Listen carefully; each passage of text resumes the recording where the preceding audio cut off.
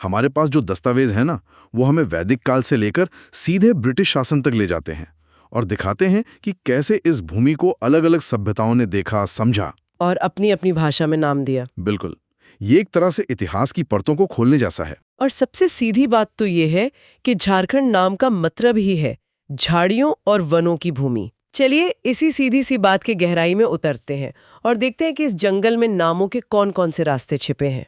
हाँ, और ये भी देखेंगे कि नामों की इन परतों के नीचे इतिहास की कौन सी अनसुनी कहानियां दबी हुई हैं। तो चलिए शुरू करते हैं एकदम शुरुआत से। हमारे दस्तावेज बताते हैं कि जो सबसे पुराने ग्रंथ हैं उनमें से एक ऐत्रेय ब्राह्मण, उसमें इस जगह को पुंड्र या पुंड कहा गया है। ये तो मतलब हजारों साल पुरानी बात हो गई। जी, और उसी दौर के आसपास ऋग्वेद में इसी क्षेत्र के लिए कीकट प्रदेश शब्द का इस्तेमाल हुआ है।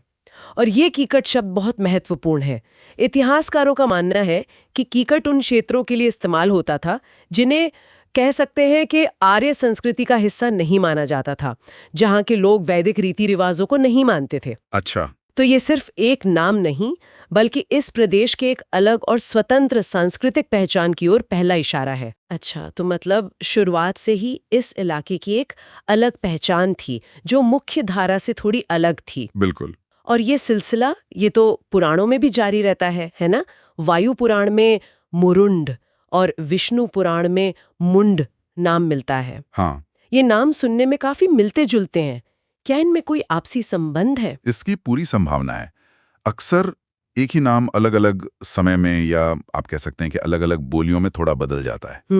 मुरुंड और मुंड शायद एक ही मूल शब्द के अलग अलग रूप हों, लेकिन इससे भी दिलचस्प नाम हमें महाभारत में मिलता है। महाभारत में? हाँ, महाभारत के दिग्विजय पर्व में इसे पुंड्रिप देश या पशु भूमि कहा गया है। पशु भूमि, ये नाम मुझे बहुत आकर्षित कर रहा है।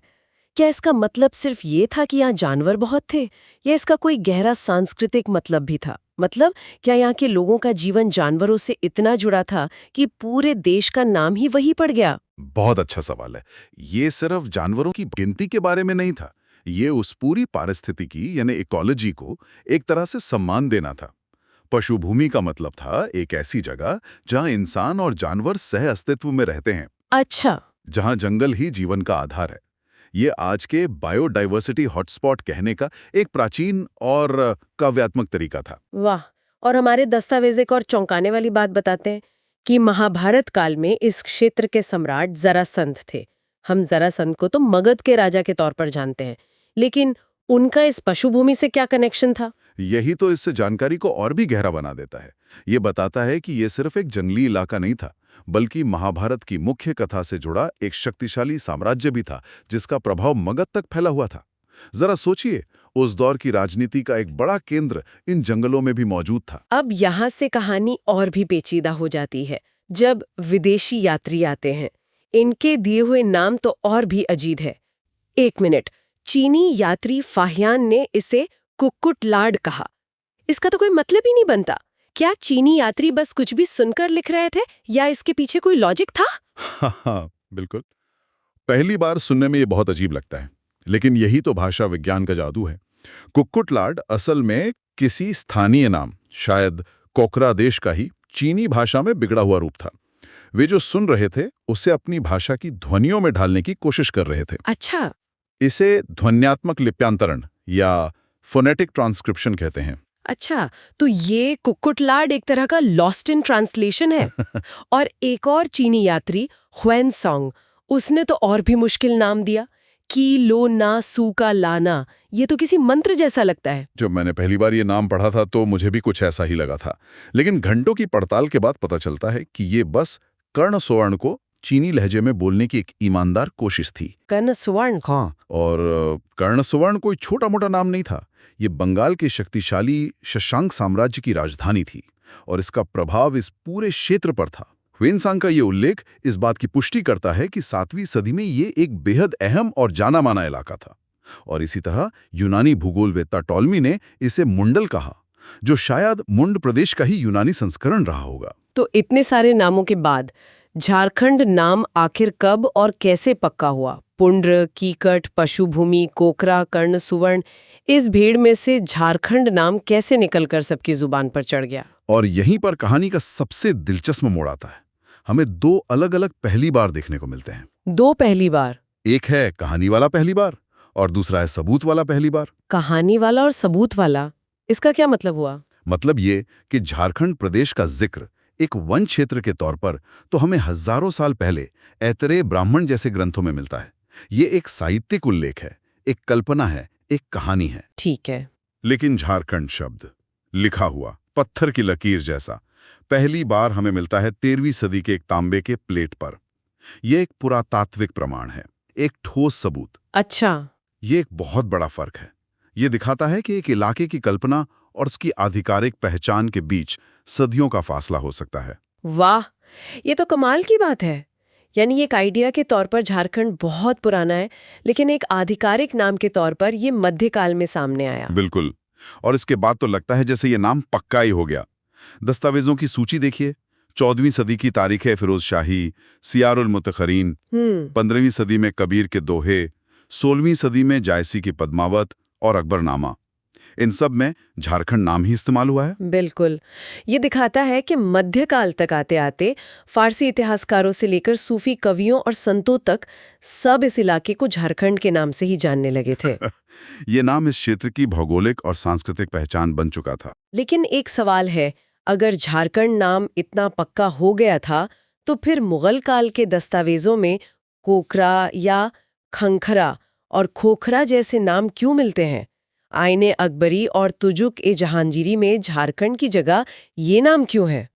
ये एक बेहतरीन सवाल है। ऐसा इसलिए क्योंकि यहाँ दो तरह के नाम एक साथ चल रहे थे। झारखंड एक व्यापक भौगोलिक पहचान थी, पूरे जंगली पठारी इलाके का नाम। ठीक है। लेकिन कोकरा या खोखरा एक प्रशासनिक और राजनीतिक नाम था। ये उस समय के नागवंशी शासकों की राजधानी और उनके राज्य का नाम था। तो जब मुगल प्रशासन को लगान वसूलना होता था या किसी राज्य से निपटना होता था, तो वे उसके राज्य का नाम कोकरा इस्तेमाल करते थे। सही। और जब कोई कवि या इतिहासकार पूरे इलाके का जिक्र करता था तो वो झारखंड लिखता था। समझ गई। एक है पूरे इलाके का नाम और दूसरा है उस इलाके के अंदर एक खास राज्य का नाम।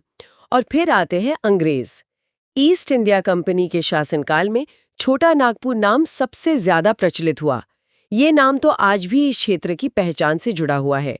तो एक तरह से झारखंड नाम कुछ समय के लिए प्रशासनिक रिकॉर्ड से हटकर छोटा नागपुर में तब्दील हो गया। सही पकड़ा। छोटा नागपुर दरअसल नागवंशी शासकों के इलाके के लिए ही इस्तेमाल होता था, लेकिन ब्रिटिश प्रशासन ने इसे पूरे पठारी क्षेत्र के लिए अपना लिया। ये तो बस अंग्रेजों की अपनी सहूलियत का मामला था। उन्होंने पूरे इलाके को एक ही नाम दे दिया ताकि शासन करना आसान हो। ये सारे नाम पुंड्र, कोकरा, छोटा नागपुर, ये तो शासकों और बाहरी लोगों के दिए हुए लगते हैं। लेकिन इस जमीन पर जो असल लोग रह रहे थे, उनकी अपनी क्या कहानी थी? वो कौन थे जो इन जंगलों को अपना घर कहते थे? अब हम कहानी के दिल में उतर रहे हैं। किसी भी जगह की कहानी वहां के लोगों के बिना अधूरी है।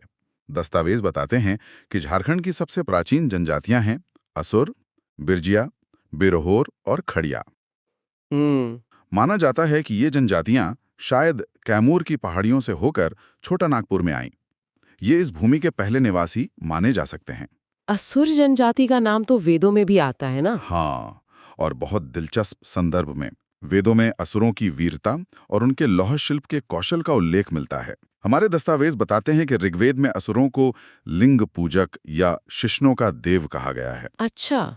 यह उनकी सांस्कृतिक और धार्मिक मान्यताओं पर प्रकाश डालता है, जो वैदिक मान्यताओं से काफी अलग थीं। यह फिर से उसी कीकट प्रदेश वाली बात की पुष्टि करता है, एक ऐसी संस्कृति जो अपनी शर्तों पर जी रही थी। और इन सबसे प्राचीन जनजातियों के बाद कौन आया? इनके बाद मुंडा, उरांव और हो जैसी जनजातियां आईं, जिन्होंने इस क्षेत्र के इतिहास को एक नया मोड़ दिया। कहा जाता है कि मुंडाओं ने ही यहाँ संगठित शासन की नींव रखी और नागवंश की स्थापना में महत्वपूर्ण योगदान दिया। वहीं उरांव जनजाति जब इस क्षेत्र में आई तो उनकी दो शाखाएं बन गईं। एक राजमहल के पहाड़ी इलाकों में बस गई और दूसरी पलामू की ओर चले गई, जहां उन्होंने एक अलग शक्तिशाली राज्य स्थापित किया। तो ये एक तरह से बसावट की कई लहरें थीं जो अलग अलग समय पर आईं। बिल्कुल। और हमारे दस्तावेजों में एक बहुत ही महत्वपूर्ण समय सीमा दी गई है। एक दिलचस्प तथ्य ये है कि 1000 ईस्वी तक चेरों, खरवार और संथाल को छोड़कर बाकी सभी प्रमुख जनजातियां छोटा नागपुर क्षेत्र में बस चुकी थीं। ये दिखाता है कि इस क्षेत्र में बसावट की प्रक्रिया सदियों तक चली। चेरो और खरवार मध्यकाल में खासकर पलामू और हजारीबाग के इलाकों में आकर बसे और उन्होंने शक्तिशाली राज्यों की स्थापना की। और संथाल जनजाति, उनका नाम तो इस क्षेत्र से बहुत गहराई से जुड़ा है। हाँ, लेकिन उनका व्यापक बसाव ब्रिटिश काल में हुआ। अंग्रेजों ने उन्हें जंगलों को साफ करके खेती करने के लिए आज के संथाल परगना इलाके में बसाया। यह बसावट की अलग अलग लहरों को दिखाता है, जो अलग अलग आर्थिक और राजनीतिक कारणों से हुई। कोई अपनी मर्जी से आया, किसी को लाया गया। अब जब अंग्रेजों की बात हो ही रही है तो ये भी देखते हैं कि उन्होंने इस इलाके पर प्रशासनिक मोहर कैसे लगाई। नामों के अलावा उन्होंने नक्शे पर लकीरें कैसे खींची। एक बहुत ही काव्यात्मक नाम सामने आता है, दामन कोह। इसकी स्थापना 1824 में हुई थी। दामन कोह का फारसी में मतलब है पहाड़ियों का आंचल या स्कर्ट ऑफ द हिल्स। यह ब्रिटिश सरकार द्वारा संथाल परगना के पहाड़ी क्षेत्र को एक अलग प्रशासनिक इकाई के रूप में चिन्हित करने का एक प्रयास था। इसका मुख्य मकसद था पहाड़िया जनजाति के इलाके को बाहरी लोगों, खासकर जमींदारों और महाजनों के हस्तक्षेप से बचाना और वहां सीधा प्रशासनिक नियंत्रण स्थापित करना। हाँ, इसी तरह दस्तावेजों में यह भी बताया गया है कि प्राचीन काल में इसी संथाल परगना क्षेत्र को नरीखंड और बाद में कांकजोल के नाम से भी जाना जाता था। और अब वो जानकारी जिसने मुझे सच में हैरान कर दिया। 1833 में एक नई प्रशासनिक इकाई बनाई गई जिसका नाम था दक्षिण पश्चिमी फ्रंटियर एजेंसी। इसका मुख्यालय विल्किंसनगंज या किसूनपुर नाम की जगह पर था और बाद में इसी जगह को एक बहुत ही जाने पहचाने नाम से जाना गया। जी, उस एजेंसी के प्रमुख थे कैप्टन थॉमस विल्किंसन और उन्हीं के नाम पर मुख्यालय का नाम पड़ा विल्किंसनगंज। बाद में स्थानीय गांव रिसा के नाम पर अपभ्रंश होते होते यही जगह रांची कहलाई। क्या बात कर रही हैं? तो आज का रांची शहर झारखंड की राजधानी एक अंग्रेज अफसर के नाम पर था। मैंने तो हमेशा सोचा था कि इस नाम का कोई स्थानीय या आदिवासी मतलब होगा। ये तो वाकई चौंकाने वाली बात है। बिल्कुल, ये दिखाता है कि कैसे प्रशासनिक फैसले हमेशा के लिए किसी जगह की पहचान बन जाते हैं। एक छोटा सा प्रशासनिक मुख्यालय आज एक पूरे राज्य की राजधानी है। ये नामों के जरिए इतिहास के विकास को देखने का एक बेहतरीन उदाहरण है। तो हमने झारखंड के नाम के अर्थ यानी वनों की भूमि से अपनी बात शुरू की थी और इतिहास की गलियों से गुजरते हुए नामों का एक पूरा खजाना खोज निकाला। पुंड्र, कीकट, पशुभूमि, कोकरा, कर्णसुवर्ण से लेकर छोटा नागपुर और रांची तक। इन सभी नामों का इतिहास ही दरअसल झारखंड का इतिहास है। ये सिर्फ शब्द नहीं है, बल्कि ये अलग अलग युगों की गूंज हैं। ये नाम हमें इस क्षेत्र की घने जंगलों, यहाँ की प्राचीन जनजातियों की स्वतंत्र सांस्कृतिक मान्यताओं और यहाँ से गुजरने वाली अलग अलग सत्ताओं की प्रशासनिक सोच की कहानी सुनाते हैं। हर नाम अपने आप में एक पूरा अध्याय है। स्रोतों में महाभारत कालीन सम्राट जरासंध का इस क्षेत्र से होने का उल्लेख है।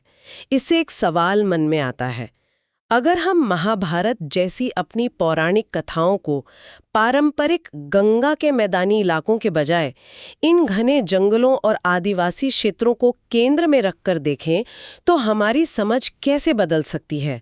झारखंड जैसे क्षेत्रों की सत्ता, संस्कृति और संघर्ष की कितनी कहानियां हैं जो हमारे बड़े राष्ट्रीय आख्यानों में अभी भी पूरी तरह से कही जानी बाकी हैं।